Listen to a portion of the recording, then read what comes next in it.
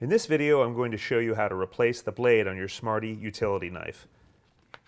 Simply turn the unit around and change the location of the door lock by sliding it to the unlock position with your fingernail. Remove the door, slide the blade out, and put the key mechanism into the middle position, which allows you to unlock the blade and pull it out. At this point, you could either flip it to the other side to use the unused portion of your blade, or if you're left-handed, switch it so the sharp side is facing your left, slide the blade back in, and lock the position to the left. You could also change to the optional pointed blade by simply putting it in and then locking it. After you've decided which direction and which blade you want to use, all you have to do is put the top back on and put it to the lock position, and you're back in business.